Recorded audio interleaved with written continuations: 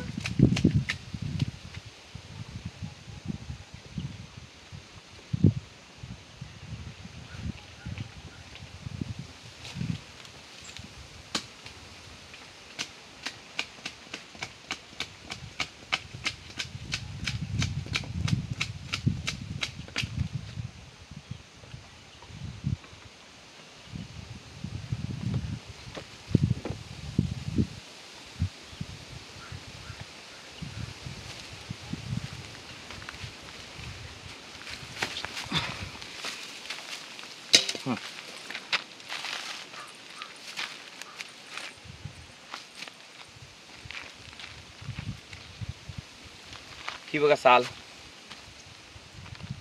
ही आता आपण साल काढलेली आहे। आणि ही साल आपल्या गरजेनुसार काढायची आहे, जास्त काढायची नाही आहे। एखाद्या झाडाची आपण साल काढली तर ती झाड मेलं नाही पाहिजे। आणि ही वनस्पती काय आहे की बहुपेशी आहे, ही पुन्हा साल तयार होते आपोआप। वनस्पती काय करते, पुन्हा ही साल नव्यानं परत भरून ती पुन्हा 1-2 वर्षात हायशी व्यवस्थित होते। तर काढताना काळजी घ्या की संपूर्ण साल नाही काढायची, एक ठराविक एका बाजूने त्याची साल काढायची, जेणेकरून एक 15% भागाची साल काढायची, उरलेली 85% भाग शिल्लक राहायला पाहिजे, एवढी काळजी घ्या। चला तर आपण आता याचा काय करू, रस काढून कसा प्यायचा आहे तुम्हाला मी दाखवतो।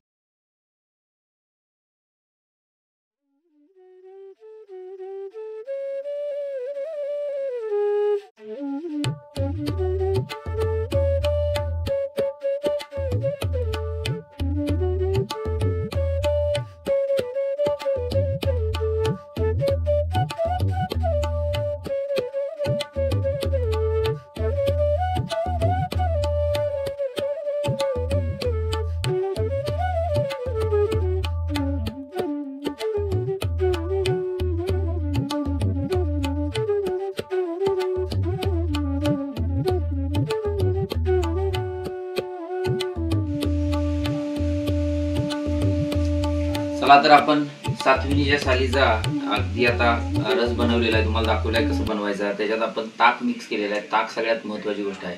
आणि आयुर्वेदिक ही जी प्रथा आहे, म्हणजे आयुर्वेद आणि निसर्गाशी नाळ जुळलेला जो आपला माणूस आहे सह्याद्रीतला, त्यात जी सातविणीची सालीचा रस आपण नरक चतुर्थी, जी नरकदर्शी चतुर्थी आहे जी दीपावलीत असते, आणि त्याच दिवशी आपण याचा प्रथेनुसार हे आपण काय करतो, पितो।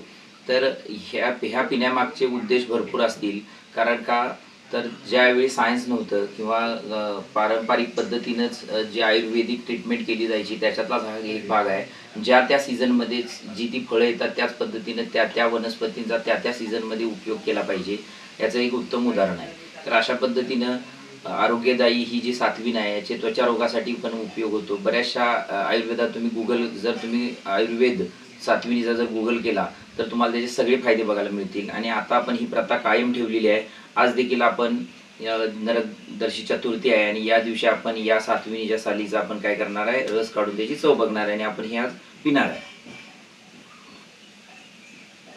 तर अगदी कडू याची चव आहे।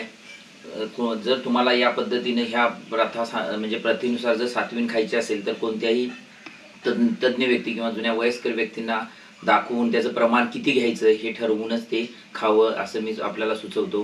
आणि अशा पद्धतीनं सह्याद्रीतल्या जो काय आपल्याला खजिना आहे आम्ही दाखवायचा जो प्रयत्न करतो, सह्याद्री आपल्यापर्यंत पोहोचावी, 1 मिलियन लोकांच्यापर्यंत आपल्याला सह्याद्री पोहोचवायची आहे.